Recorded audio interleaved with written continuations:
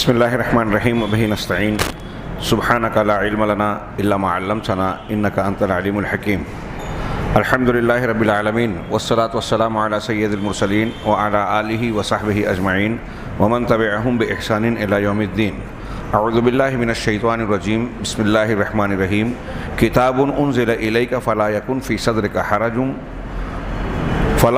صدرک حرج منہ لتنذر بہ وذکری للمؤمنین۔ محترم حاضرین، ہمارے سامنے سورۃ الاعراف جس پر آج گفتگو کرنی ہے، اس سورت کے تعلق سے یہ بات واضح ہے کہ یہ مکی صورتوں میں ہے۔ اللہ کے نبی صلی اللہ علیہ وسلم کی حیات مکیہ کے زمانے میں نازل ہوئی، جس کی آیتوں کی تعداد 206 ہے۔ اس سورت کے 3 نام ہیں، ایک تو مشہور نام الاعراف، دوسرا المیقات، تیسرا المیثاق۔ ان تینوں کے ناموں کی مناسبت اور وجہ صاحب کتاب نے بیان کی۔ پہلا الاعراف، اس لیے کہ اللہ تبارک و تعالیٰ نے اس سورت کے ابتدائی حصوں میں ہی اہل جنت اور اہل جہنم کا تذکرہ کرتے ہوئے ان کے درمیان اعراف اور اہل اعراف کا ذکر کیا۔ یہ اعراف ایک اونچی دیوار ہوگی جس پر لوگوں کی ایک جماعت ٹھہری ہوگی۔ صاحب کتاب کے بیان کے مطابق یہ وہ لوگ ہوں گے جنہوں نے دنیا میں اپنے موقف کی تحدید نہیں کی ہوگی، یعنی حق کے متعلق مضبوط رویہ اختیار نہیں کیا ہوگا۔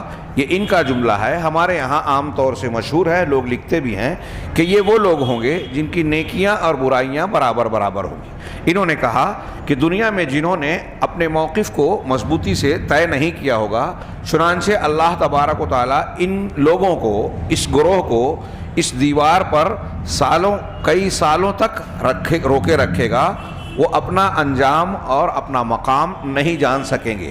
قرآن کے جو الفاظ ہیں کہ یہ جنت میں داخل نہیں ہوئے ہوں گے، لیکن وہم یطمعون، انہیں اس بات کی امید ہوگی۔ یہ جملہ یہ بتاتا ہے کہ بعد میں ان کو جنت میں داخل کر دیا جائے گا۔ چنانچہ یہ سورت انہی لوگوں کی مناسبت سے اپنے موضوع اور اپنے محور کو بیان کرتے ہوئے جو سورت کا محوری مضمون ہے، مرکزی مضمون ہے، اس میں بھی اس بات کا تذکرہ آئے گا کہ ایک انسان کو اپنے موقف کے سلسلے میں واضح اور متعین صورت اختیار کرنی چاہیے۔ دوسرا نام جو اس سورت کا ہے المیقات، میقات کہتے ہیں مقررہ وقت یا مقررہ جگہ کو۔ یہ نام اس کا حضرت موسیٰ علیہ السلام کا جو اس میں واقعہ ذکر کرتے ہوئے تذکرہ کیا گیا، وَلَمَّا جَاءَ مُوسَىٰ لِمِيقَاتِنَا، اور جب موسیٰ ہمارے وقت مقررہ پر ہمارے پاس آئے، طور پر پہنچے، اللہ تبارک و تعالیٰ سے گفتگو ہوئی اور جو پورا واقعہ بیان کیا گیا۔ تو اس میں جو لفظ میقات کا لفظ آیا ہے، اسی کی مناسبت سے اس سورت کا نام میقات بھی رکھا گیا ہے۔ تیسرا نام المیثاق ہے۔ میثاق کہتے ہیں عہد و پیمان، دستاویز کو بھی ہمارے یہاں کہتے ہیں وثیقہ۔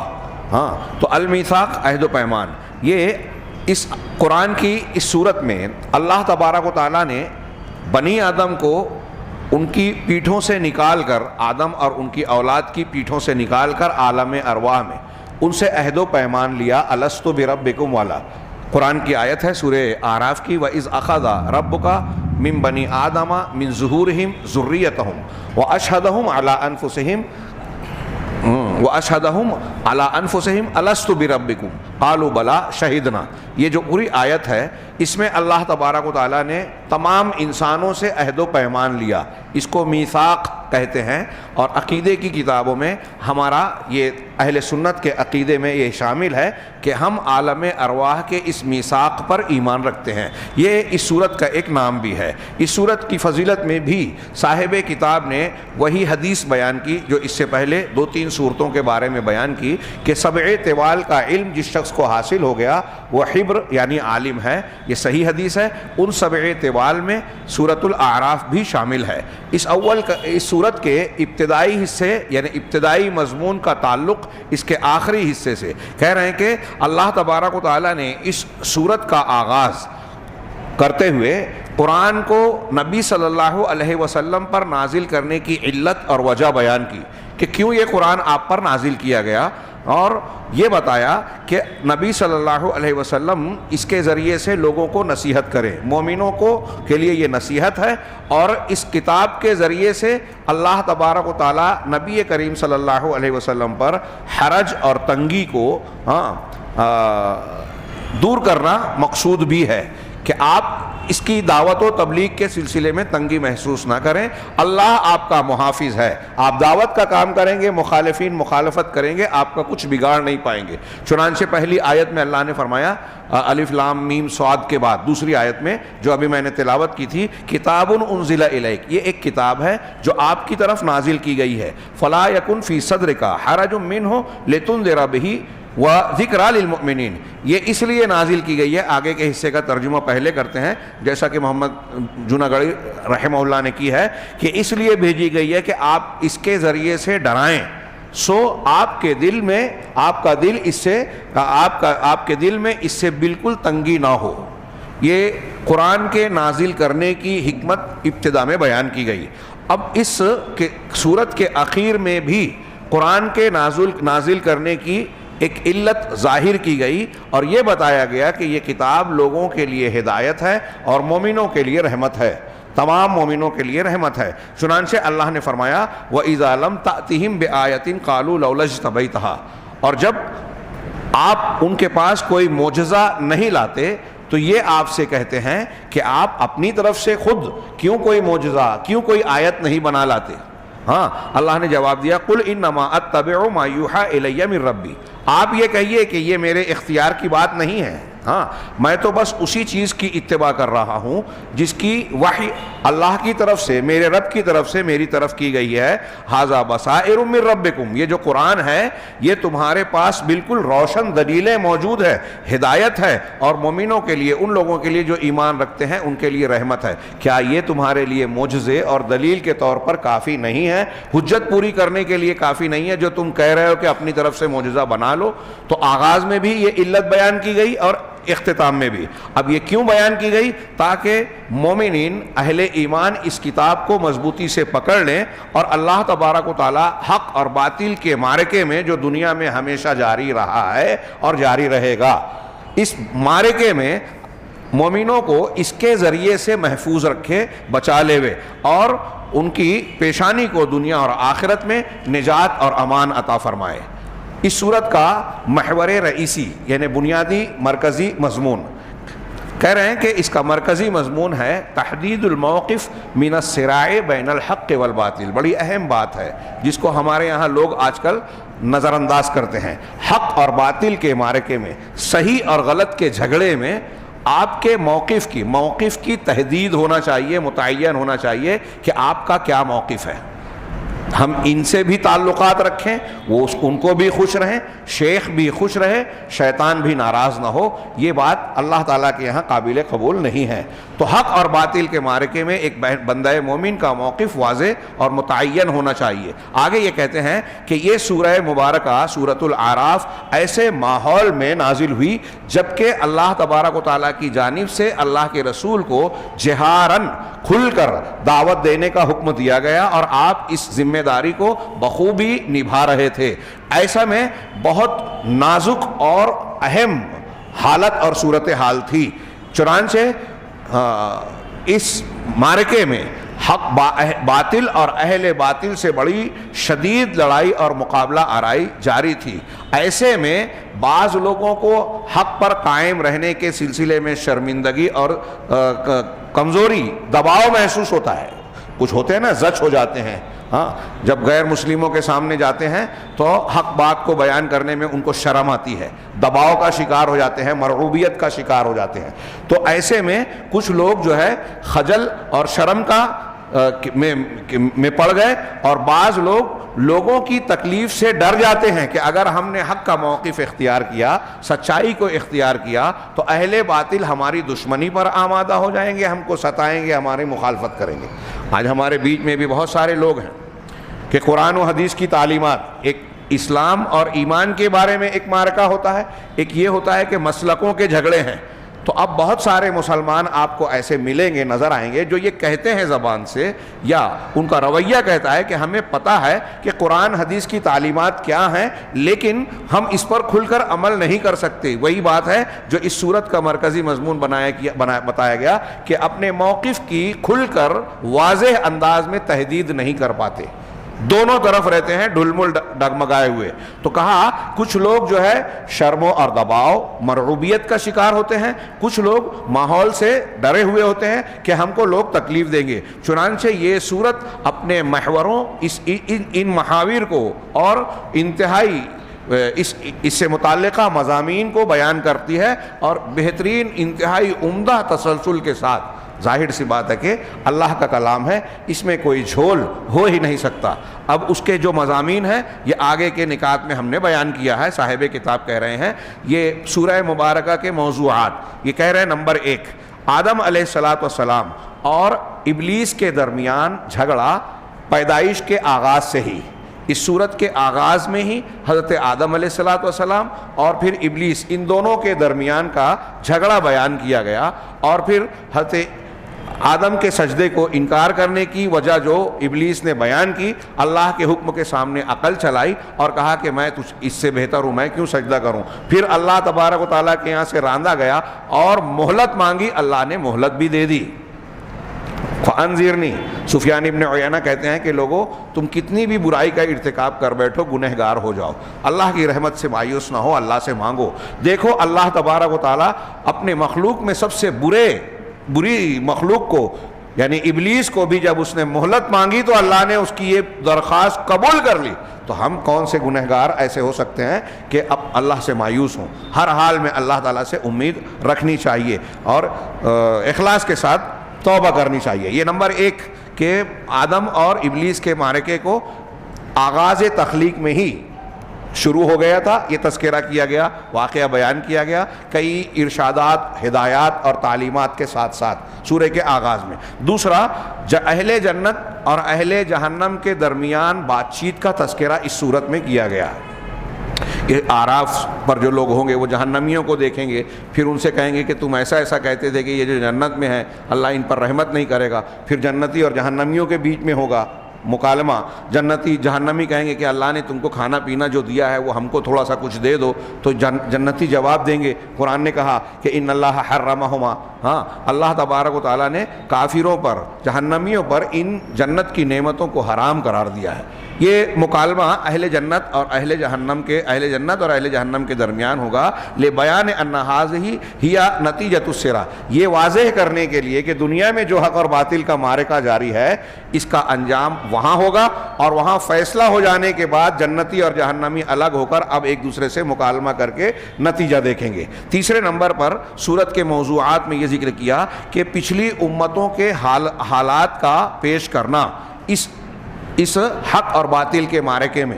قوم نوح، اس صورت میں پھر ہم نے نوح علیہ السلام کو ان کے قوم کی طرف بھیجا، ہود کو بھیجا، سمود کو بھیجا، شعیب کو بھیجا، پھر انہوں نے اپنی قوم کے سامنے دعوت پیش کی، انہوں نے کیا رد عمل کیا، پھر نتیجہ کیا ہوا، یہ اس صورت میں بیان کیا گیا۔ تو کہا کہ پچھلی امتوں کے حالات کا اس جنگ میں، حق اور باطل کے معرکے میں پیش کرنا، ہر نبی کے اپنی قوم کے ساتھ واقعات کو ذکر کر کے، اور اس کے درمیان ہمیں بہت ساری ہدایات ملتی ہیں۔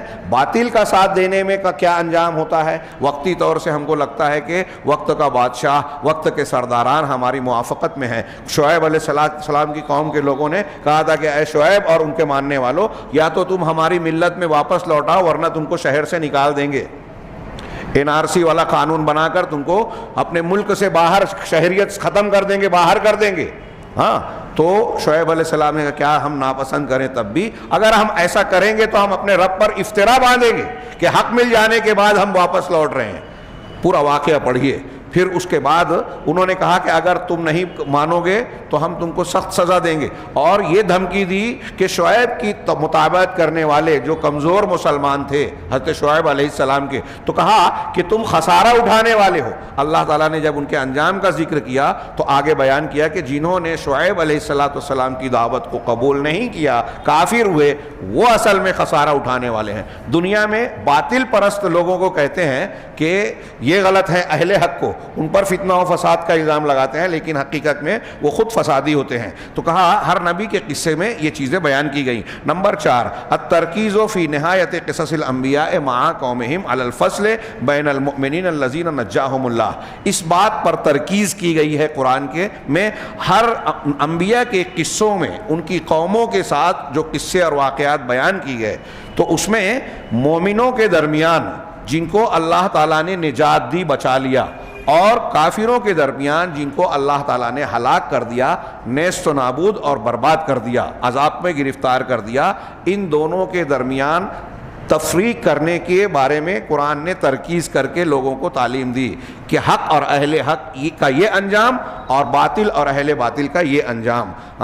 چنانچہ مع عدم ذکر الطائفۃ السلبیۃ المتفرجہ، ایک خاص نقطہ انہوں نے بیان کیا جو آگے بھی چل کے ابھی بیان کریں گے، کہ ساتھ ہی ساتھ ان دونوں کے بیچ میں وہ سلبی موقف اختیار کرنے والا تماشائی گروہ جس کو المتفرجہ کہہ رہے ہیں، تفرج کہتے ہیں غم سے دور ہو جانا، تماشا دیکھنا، تو ہم اپنی زبان میں کہیں کہ جو خاموش تماشائی بنا رہتا ہے، یہ اور یہ لڑ رہے ہیں، چپکے سے دیکھ رہے ہیں، بھائی ان کا جھگڑا ہے، ہم کیوں ٹانگ اڑائیں۔ اب حق اور باطل کے مارکے میں اگر آپ خاموش تماشائی بنے ہوئے ہیں تو یہ موقف کی تحدید آپ نہیں کر رہے ہیں۔ تو کہا کہ یہ اس گروہ کے سلسلے میں یہاں خاموشی اس واقعے میں، انبیاء کے واقعے میں اللہ نے بیان نہیں کیا۔ نمبر 5، موضوعات کے ضمن میں ذکر کیا بیان و اسباب الہلاک لامم السابقہ وعلی رأسها الفساد والاستکبار، پچھلی امتوں کی ہلاکت اور ان پر عذاب آنے کے اسباب کا بیان۔ ان اسباب میں سر فہرست جو سبب ہے وہ فساد اور استکبار ہے، فساد اور استکبار ہے۔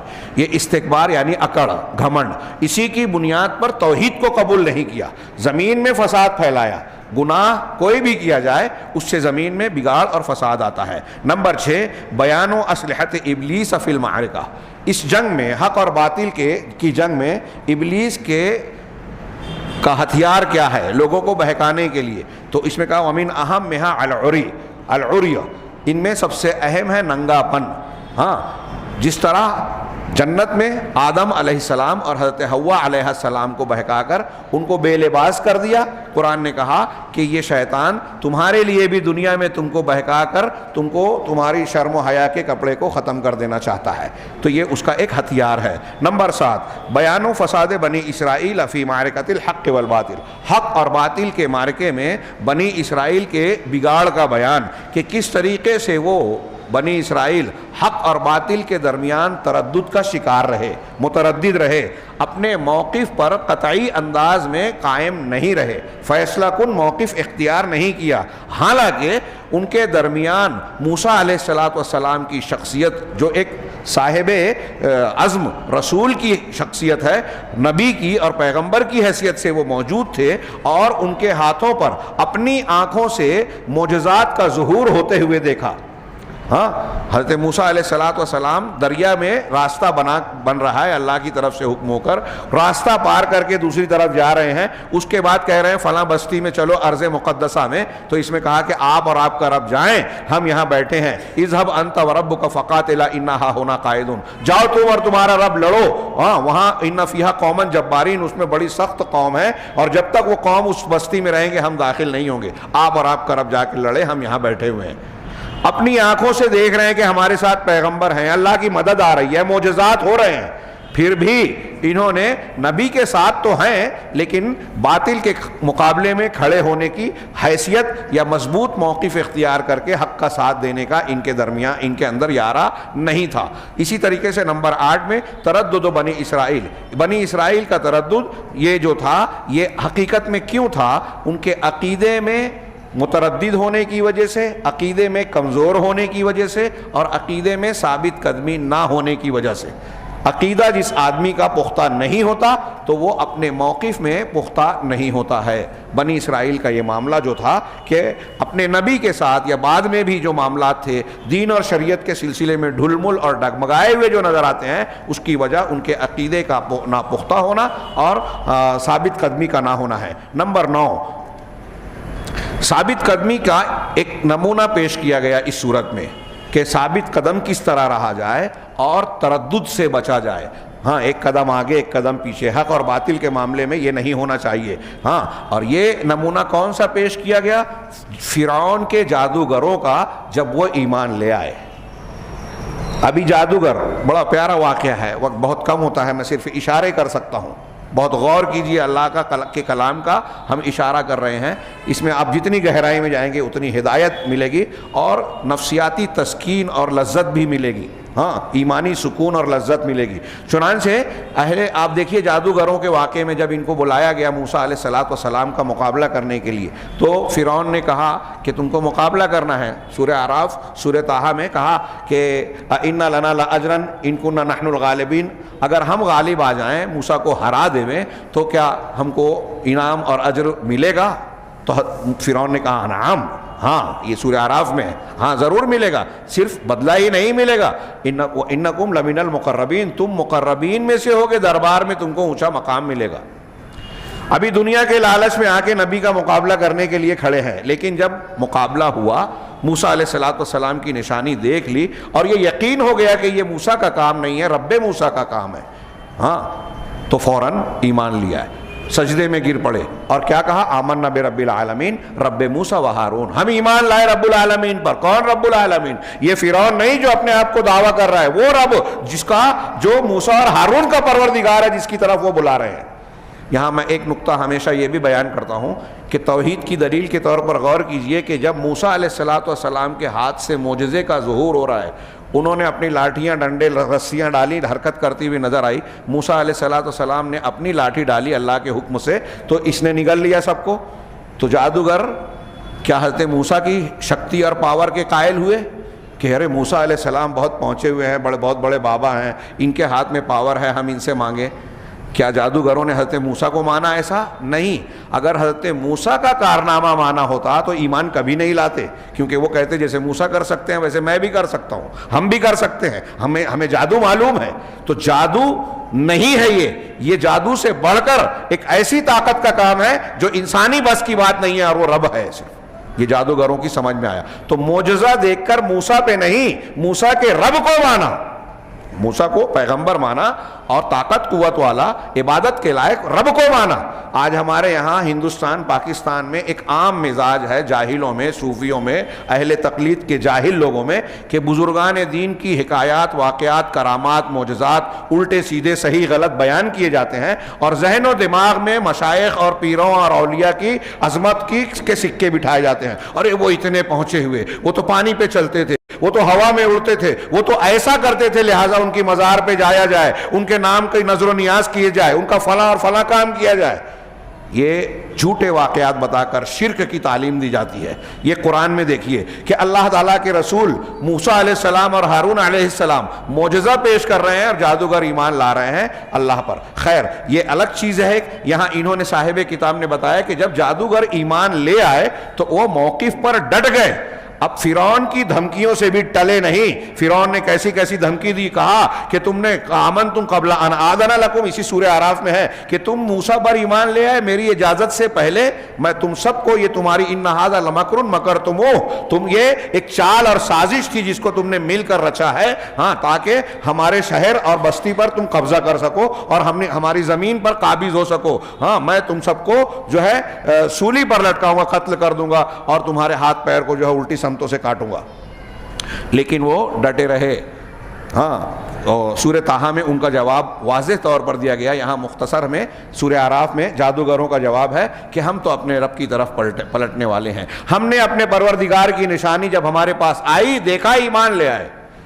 یہ جادوگر ڈٹ گئے، یہاں ڈرے نہیں، دبے نہیں، خوف زدہ نہیں ہوئے وقت کی طاقت سے۔ نمبر 10، مضمون بتایا کہ عرض و نموذج فی آخر السورہ، اس سورت کے آخر میں ایک اور نمونہ پیش کیا گیا لثلاث فرق من بنی اسرائیل، بنی اسرائیل کے 3 گروہوں کا، ایک ہی قوم ایک ہی بستی کے 3 جماعتوں کی مثال دی، اصحاب السبت سنیچر کے دن والوں کے قصے کے درمیان، تاکہ ہم اس سے عبرت اور نصیحت حاصل کریں۔ قصہ کیا ہے آپ جانتے ہیں کہ سنیچر کے دن کو سورہ اعراف میں کہا گیا نا کہ حاضرۃ البحر، سمندر کے کنارے بسنے والی یہ بستی تھی بنی اسرائیل کی، ان کا قصہ ذکر کیجئے۔ واقعہ یہ تھا کہ انہیں سنیچر کے دن مچھلیوں کا شکار کرنے سے منع کیا گیا، لیکن اس دن جو ہے قرآن ہی نے کہا کہ انہیں پانی کی سطح پر زیادہ مچھلیاں نظر آتی، تو انہوں نے کیا کیا کہ جمعہ کو جال لگاتے، اتوار کو نکالتے، سنیچر کو پھنستی تھی، کہتے تھے کہ ہم نے سنیچر کو کہاں شکار کیا۔ ہاں، یہ اللہ کے دین میں حرام ممنوع چیز کو جائز بنانے کے لیے ہیلا کرتے تھے۔ آج ایسا بہت سارا ہیلا ہمارے یہاں لوگ اختیار کرتے ہیں، کچھ لوگ زکوٰۃ سے بچنے کے لیے، کچھ لوگ سود کو یا بینک کے کام کو حلال کرنے کے لیے، حرام کو حلال بنانے کے لیے مختلف ہیلے بہانے اختیار کرتے ہیں۔ یہ اللہ کے دین کے ساتھ کھلواڑ ہے اور عذاب کو دعوت دینے والا معاملہ ہے، جیسا کہ اس واقعے میں نظر آتا ہے۔ تو اب یہ واقعہ بھی جب ہوا تو اس میں 3 گروہ تھے، فرقۃ ایجابیۃ مؤمنہ، ایک وہ فرقہ، وہ گروہ جو ایمان والا، ایجابی موقف اختیار کرنے والا تھا، یعنی حق کے تعلق سے حق کو قبول کرنے والا، جس نے اللہ کے حکم کی اطاعت کی اور معروف کا حکم دینے اور برائی سے روکنے والا کام کیا۔ ہاں، اس گروہ نے ایسا کرنے والوں سے کہا کہ ایسا مت کرو، یہ اللہ کی نافرمانی ہے۔ یہ مومن گروپ تھا جس نے اپنا حق نبھایا، حق ادا کیا۔ دوسرا گروہ کہا تھا فرقۃ عاصیۃ فاسقہ، نافرمان، فسق و فجور کرنے والا، یعنی گنہگار گروہ، جس نے اللہ کی حدود کے خلاف جرأت کا مظاہرہ کیا کہ اللہ نے جو چیز منع کی تھی اس کو اختیار کیا، وعصت امرہ، اور اللہ کی نافرمانی، اللہ کے حکم کی نافرمانی کی۔ یہ دوسرا گروہ تھا۔ تیسرا گروہ کون سا تھا؟ وفرقۃ سلبیۃ مترددہ، ایک وہ گروہ جس نے سلبی موقف اختیار کیا، یعنی نہ کرنے والا اور متردد، ادھر جائیں یا ادھر جائیں، ان سے بھی ہم خار نہ کھائیں، ان سے بھی تعلقات اچھے رکھیں۔ تو اس نے کیا کیا کہ اللہ تبارک و تعالیٰ کے حکم کی اطاعت تو کی، یعنی خود سنیچر کے دن شکار نہیں کیا، ہاں صرف اتنا اطاعت کی، لیکن یعنی اللہ کی ممانعت سے بچنے کے معاملے میں تو اللہ کی بات مان لی، لیکن اصلاح والا کام انہوں نے نہیں کیا، لوگوں کو غلط کام سے روکنے والی ذمہ داری نہیں نبھائی۔ نتیجہ کیا تھا؟ قرآن نے جو نتیجے کے طور پر اللہ عز و جل نے سورہ اعراف میں ذکر کیا کہ مومن فرقے کو، مومن گروہ کو نجات دے دی، جس نے اصلاح کے فریضے کو انجام دیا تھا، ان کو بچا لیا عذاب سے، اور جو نافرمان اور گنہگار طبقہ تھا اس کو عذاب کا شکار بنا دیا۔ قرآن نے سورہ اعراف میں کہا کونوا قردۃ خاسئین، کہ تم راندے ہوئے بندر بن جاؤ۔ صبح جب یہ لوگ گھر سے نکلے تو ان کے چہرے بندروں کے جیسے ہو گئے، بندروں اور سوروں کے، اور 3 دن میں ان کی موت بھی واقع ہو گئی۔ تو یہ جو نافرمان طبقہ تھا ان پر اللہ کا عذاب آیا، لیکنہ سبحانہ لم یذکر لنا عما فعلہ بالفرقۃ السلبیہ، اللہ تعالیٰ نے قرآن میں یہ بیان نہیں کیا کہ جو فرقہ سلبیہ تھا ان 3 گروہوں میں سے جو خاموشی اختیار کرنے والا تھا، نہ منع کرتا تھا، نہ ادھر تھا نہ ادھر تھا، ان کے ساتھ کیا انجام ہوا قرآن نے یہ بیان نہیں کیا۔ ہاں کہہ رہے ہیں نمبر 11، یہی سورہ اعراف کا مرکزی مضمون کا معاملہ ہے۔ نمبر 11، ذکر المیثاق الذی اخذہ ربنا علی البشر جمیعا، اس صورت میں اس میثاق اور عہد و پیمان کا تذکرہ ہے جو اللہ ہمارے پروردگار نے تمام انسانوں سے لیا ہے ان کو پیدا کرنے سے پہلے، اور اس صورت کے اندر، اس صورت میں 3 مقامات پر انسانوں کو اپنے عہد و پیمان اور اللہ کے تعلق سے، اللہ کی آیتوں کے تعلق سے، دین کے تعلق سے غفلت اختیار کرنے سے منع کیا ہے، ہوشیار کیا ہے۔ یہ 3 مقامات، پہلے میثاق والی آیت وَإِذْ أَخَذَ رَبُّكَ مِن بَنِي آدَمَ مِن ظُهُورِهِمْ ذُرِّيَّتَهُمْ، جو ابھی میں نے آیت کا ابتدائی حصہ پڑھا، اسی میں آگے چل کے اللہ نے فرمایا کہ کیوں یہ عہد و پیمان اللہ نے لیا ہے، تاکہ تم قیامت کے دن یہ نہ کہہ سکو اِنَّا كُنَّا عَنْ هَٰذَا غَافِلِينَ، کہ ہم اس سے غافل تھے، ہم کو تو معلوم ہی نہیں تھا۔ یہ بات اچھی طرح دماغ رکھیے، میں پھر سے یاد دلاؤں، آپ اگر دیکھیں گے کہ ہمارے یہاں 4 مسلک کو ماننے والا جو تقلیدی گروہ ہے نا، حنفی، شافعی، مالکی، حنبلی، ان تقلیدی گروہوں کے یہاں بھی یہ بات مانی جاتی ہے، کتابوں میں لکھی ہوئی ہے، ان کے موقف کا حصہ ہے کہ عقیدے میں تقلید جائز نہیں ہے۔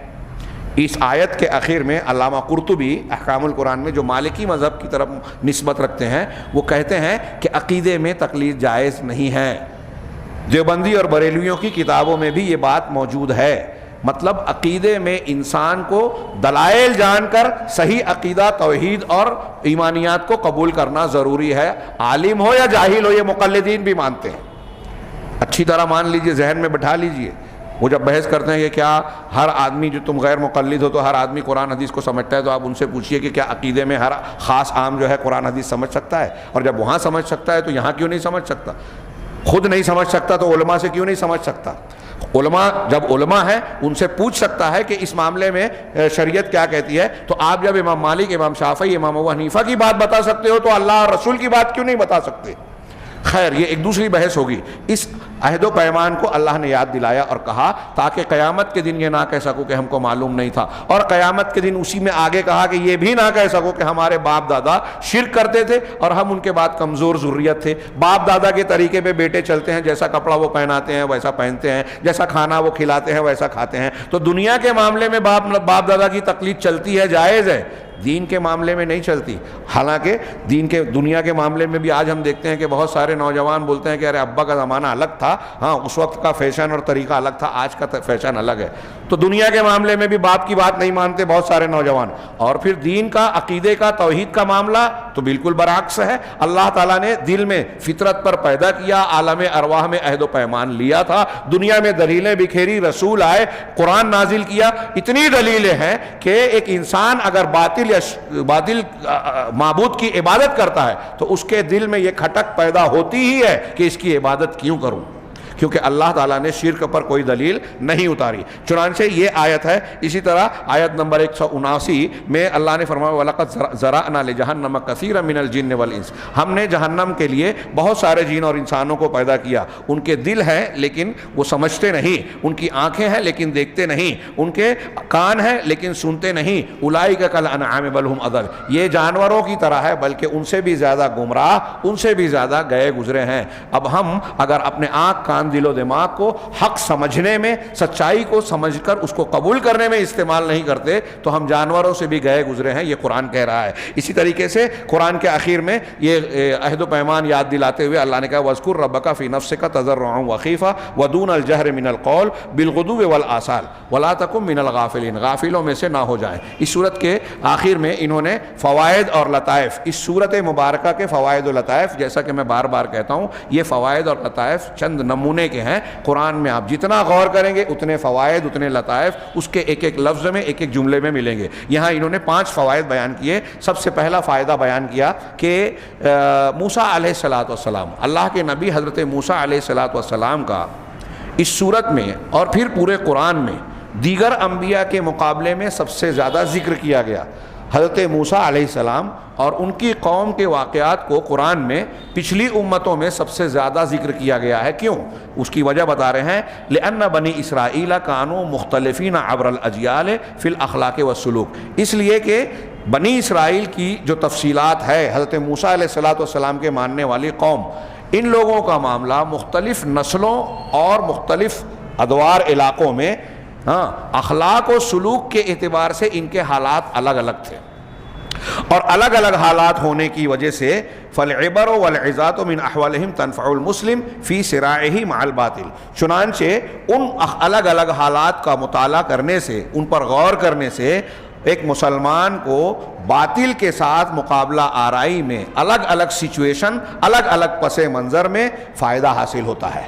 ہم الگ الگ حالات ہمارے سامنے، ہندوستان میں دیکھیے کفر، شرک، بدعات، خرافات کے الگ ماحول ہیں، دوسرے ملکوں میں الگ ماحول ہیں، تو کب کون سا موقف اختیار کریں؟ اگر آپ بنی اسرائیل کے حالات پڑھیں گے تو آپ کو ان حالات میں آپ کے ارد گرد کے حالات کی کہیں نہ کہیں مثال ضرور مل جائے گی کہ جیسے ہم اور آپ ہیں ویسے وہاں ہیں۔ اب جیسے کچھ انبیاء کے واقعات میں ایسا ملے گا کہ سامنے پورے کافر ہیں، کچھ انبیاء کے مقابل میں ایسے ملیں گے جو پچھلے نبیوں کو ماننے والے ہیں. کچھ انبیاء کے واقعات میں ایسا ملے ہیں کہ ان کو بھی نبی مان رہے ہیں, حضرت موسیٰ کو نبی مان رہے ہیں, لیکن حضرت موسیٰ علیہ السلام کی مخالفت کر رہے ہیں, چوں چراں کر رہے ہیں, اعتراض کر رہے ہیں, نافرمانیاں کر رہے ہیں. تو یہ الگ الگ حالات, میں ہلکی سی میں نے مثال دی. تو مختلف حالات اور تجربات جو بنی اسرائیل کی قوم سے ہمارے سامنے پیش ہوئے ہیں, وہ امت مسلمہ کو مختلف حالات میں حق اور باطل کے معرکے میں کون سا موقف اختیار کیا جائے, حکمت, موعظت اور حق کا ساتھ دینے کا کون سا طریقہ ہونا چاہیے, ہم کو اس میں روشنی ملتی ہے. وَتَنْفَعُهُ فِي طَرِيقِهِ إِلَى اللَّهِ, اور یہ الگ الگ واقعات, الگ الگ پس منظر اللہ کی طرف راستہ اختیار کرنے میں ایک مسلمان کو نفع دیتے ہیں. فائدہ نمبر 2, لا ينبغي لأي مسلم السکوت علی المنکر, کسی مسلمان کے لیے مناسب نہیں ہے کہ منکر کو دیکھنے کے بعد خاموش رہے. ہم جانتے ہیں وہ حدیث سب کو یاد ہے, اگر طاقت ہے تو ہاتھ سے روکیں. یہ اختیار حاکم کا ہے. حاکم وقت جو ہے حکومت پورے شہر یا جتنے میں اس کی دائرہ حکومت ہے اس میں نافذ کرے گا. گھر کے آپ بڑے ہیں تو آپ گھر میں ماتحت جو بیوی بچے ہیں ان پر آپ کو سختی کرنی ہے. کوئی ادارہ اور مسجد ہے تو آپ کے ماتحتی میں جو لوگ ہیں ان پر آپ کو وہ اختیار ہے, وہاں آپ ہاتھ کا, طاقت کا استعمال کر سکتے ہیں. پھر اس سے ہٹ کر عام انسان زبان کا استعمال, اگر اس کی بھی طاقت نہیں ہے تو دل سے برا جانے گا, یعنی نفرت کا اظہار کرے گا. ہمارے یہاں جیسے لوگ کرتے ہیں کہ بھائی سود کھا رہا ہے, حرام خوری کر رہا ہے, اور دل میں ہم برا جان کے اس کے یہاں دعوت کھا رہے ہیں, یہ مطلب نہیں ہے. آپ نے اگر دعوت کھا لی, اس کے ساتھ خوشی خوشی اس کی خوشیوں میں شرکت کر لی, تو آپ نے انکار کہاں کیا, دل سے بھی آپ نے انکار نہیں کیا بلکہ اس کی تائید کی, اور یہ عذاب کو دعوت دینے والی بات ہے. تو مسلمان کے لیے منکر پر خاموش رہنا جائز نہیں ہے, مناسب نہیں ہے. اگرچہ کہ یہ ایک اہم نقطہ, اگرچہ کہ اس کو یہ ظن غالب ہو, اس کو یہ سمجھ میں آ رہا ہو کہ میرے سمجھانے کے بعد برائی کرنے والے اپنی برائی سے رکیں گے نہیں. وذالک, کیوں ایسا کرنا ہے؟ ایک قوم یا کچھ لوگ برائیاں کر رہے ہیں, ہم کو لگتا ہے کہ ہمیں دکھ رہا ہے تو ہمیں سمجھانا چاہیے. ہمیں یہ یقین ہو یا گمان غالب ہو کہ ہمارے سمجھانے سے بھی بات مانیں گے نہیں, پھر بھی سمجھانا ہے. کیوں؟ 2 وجہ قرآن نے بیان کی ہے. ایک تو یہ کہ اپنی ذمہ داری سے ہم عہدہ برآ ہو جائیں, سبکدوش ہو جائیں, اپنی پکڑ سے, اپنے آپ کو پکڑ سے بچا لیں اللہ کے پاس. دوسرا یہ کہ ہو سکتا ہے ان کی اصلاح ہو جائے. وَإِعْذَارًا إِلَى اللَّهِ, اور اللہ تعالیٰ کے سامنے عذر پیش. قرآن کی آیت ہے, یہ جو سنیچر والوں کا واقعہ ہے اس میں قرآن نے کہا آیت نمبر 164 میں, وَإِذْ قَالَتْ أُمَّةٌ مِّنْهُمْ, ان میں سے ایک جماعت نے یہ کہا, جو مومنین برائی سے روک رہے تھے, سنیچر کے دن مچھلیاں مارنے سے روک رہے تھے, ان سے دوسرے گروہ نے کہا, خاموش رہنے والوں نے, کہ تم کیوں نصیحت کرتے ہو ایسے لوگوں کو, اللہ مہلکہم, جنہیں اللہ ہلاک کرنے والا ہے, او معذبہم عذابا شدیدا, یا شدید عذاب دینے والا ہے. تو جو مومنین تھے, جو سمجھا رہے تھے, انہوں نے جواب کیا دیا؟ جو جواب قرآن نے نقل کیا, قالوا معذرۃ الی ربکم ولعلہم یتقون, انہوں نے جواب دیا کہ اپنے پروردگار کے پاس معذرت کی وجہ سے, معذرت کرنے کے لیے کہ ہم نے تو اپنا کام کیا تھا, ہم نے اپنی ذمہ داری نبھائی تھی, یہ اپنا عذر پیش کر دیں گے. وَلَعَلَّهُمْ يَتَّقُونَ, اور یہ بھی امید ہے کہ شاید وہ متقی ہو جائیں, بچ جائیں, گناہ سے رک جائیں. ہو سکتا ہے رک جائیں. یہ کب؟ جب ہم سمجھا رہے ہیں اور کوئی فتنہ نہ ہو. میں نے اس سے پہلے ایک مسئلہ بیان کیا کہ اگر آپ کسی برائی سے روکنے جاتے ہیں تو, اور آپ کو یہ یقین ہے کہ اس برائی سے رکیں گے نہیں اور اس سے بڑا فساد پھیل جائے گا, تب برائی سے روکنا منع ہے. یہ ایک دوسری بات, سچویشن بتا رہا ہوں, اچھی طرح دماغ میں رکھیے, کچھ لوگ سمجھتے نہیں ہیں پھر اعتراض کرتے ہیں بعد میں. جیسے اگر آج کوئی بولے کہ حضرت ابراہیم نے بتوں کو توڑا تھا, ہم چل کے کسی مندر میں بت توڑ دیں. اللہ کے رسول نے پختہ قبروں کو توڑنے کا حضرت علی کو حکم دے کر بھیجا تھا, چلے ہم قبرستان میں پکی قبروں کو توڑ دیں, تو کیا ہوگا؟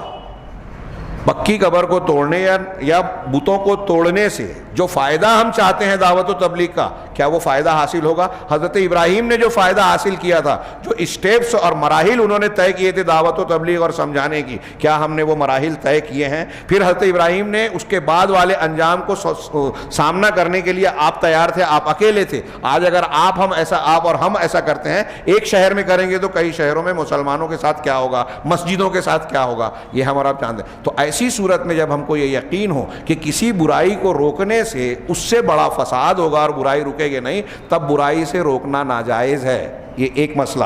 اور مسلمانوں کے بیچ میں اگر کوئی برائی ہو رہی ہے ہم ان کو سمجھائیں, سمجھانے کے بعد فساد نہیں ہو رہا ہے تو چاہے نتیجہ برآمد نہ ہو سمجھانا ضروری ہے. یہ دو الگ سچویشن میں نے بیان کی. آگے نمبر 3 فائدہ انہوں نے بیان کیا کہ جب جادوگروں کا واقعہ اللہ تعالیٰ نے نقل کیا تو بتایا کہ جادوگروں نے جب حقیقت کو پہچان لیا, ایمان لے آئے, حضرت موسیٰ اور موسیٰ کے رب پر ایمان لے آئے, تو انہوں نے اپنی دور اندیشی اور احتیاط کا پہلو اختیار کیا اور اپنے موقف کو فیصلہ کن بیان کرنے کے لیے سجدہ کیا اللہ کو. ہاں, سارے جادوگر اللہ کے سجدے میں گر گئے. ہاں, یہ فرعون کے لیے اعلان تھا کہ ہم نے جو حق قبول کیا ہے اس میں ہم کوئی شک تردد میں نہیں ہیں, ڈھلمل نہیں ہیں, بالکل پختگی سے یقین کے ساتھ شرح صدر کے ساتھ دل کی گہرائیوں سے ہم نے موسیٰ علیہ السلام کو رسول اور اب رب العالمین کو اپنا معبود اور رب مان لیا اور اللہ کے سامنے سجدہ ریز ہو گئے. اب ایک طرف یہ موقف کا بھی ذکر ہے, دوسرا ایک نقطہ انہوں نے یہ بیان کیا کہ سورہ مبارکہ سجدے پر ختم ہوئی, آیت سجدے پر. اس سورت کے اخیر میں جہاں سورت ختم ہوتی ہے وہاں حکم ہے کہ ہم سجدہ کریں. وہ آیت کے جملے اور مضمون بھی سجدے والا ہے اور یہاں بھی سجدے کا ذکر ہے. اس سجدے سے اس سجدے کی مناسبت جوڑ رہے ہیں. یہ کیوں؟ لنذکر بہا سجدۃ السحرہ, تاکہ اس کے ذریعے سے ہم جادوگروں کے سجدے کو یاد کریں. ہاں, اور اس میں ہم کو کیا تعلیم ہے؟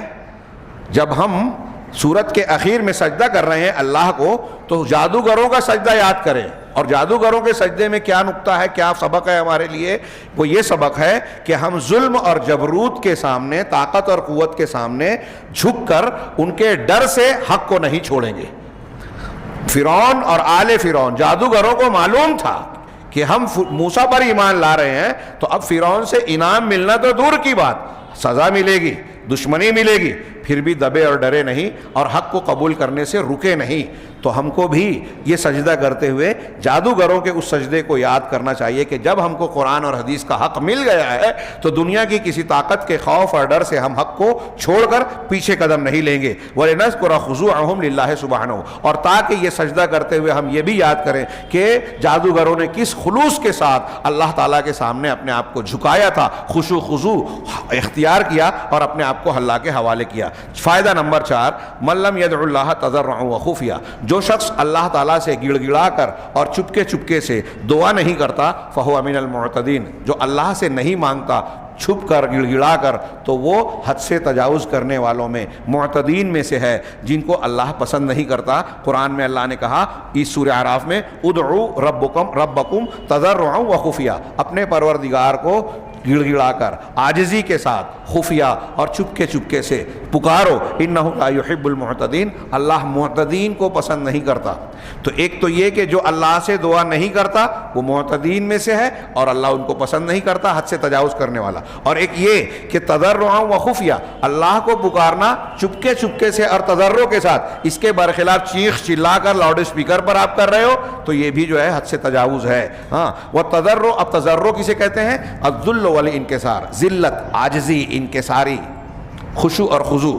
اور خفیہ کہتے ہیں خفیہ طریقے سے دعا کرنا, یعنی یہ کہ تم اس طریقے سے دعا مانگو کہ دوسروں کے کانوں تک اس دعا کی آواز نہ جائے, جس کا ترجمہ ہم نے کیا چپکے چپکے, آہستہ آہستہ. ہاں, نمبر 5 اور آخری فائدہ جو انہوں نے ذکر کیا کہ اللہ تبارک و تعالیٰ نے موسیٰ علیہ السلام کے قصے میں بیان کیا کہ موسیٰ علیہ السلام جب طور سے واپس آئے اور دیکھا کہ قوم کے لوگ جو ہے انہوں نے زیورات کا بچڑا بنا کر اس کی پوجا شروع کر دی تو غضبناک ہو گئے, غصے میں آ گئے, اور جو تختیاں جس پر توریت لکھی ہوئی تھی اس غصے میں پھینک دیا, اپنے بھائی ہارون کی داڑھی اور بال پکڑ کر کھینچنے لگے, اور جو مکالمہ ہوا سورہ اعراف میں, سورہ طٰہٰ میں بیان کیا گیا. تو اس کے بعد اللہ تعالیٰ نے جب ان کی گفتگو کا تذکرہ کیا اور شرمندہ ہو کر انہوں نے دعا کی تو کہا اس سے پہلے وَلَمَّا سَكَتَ عَن مُوسَى الْغَضَبُ, جب موسیٰ علیہ السلام سے غصہ, غضب جو ہے غصہ, سکت خاموش ہو گیا. سکت یسکتو مانے خاموش ہونا, زبان کو چپ کرنا. سکنا مطلب ٹھہرنا. تو اصل لفظ غصے کے ٹھہرنے کے لیے یا غصہ ٹھنڈا ہونے کے لیے سکنا استعمال ہونا چاہیے, لیکن قرآن نے استعمال کیا سکتا, خاموش ہونا. بولنا اس کی ضد ہے چپ رہنا.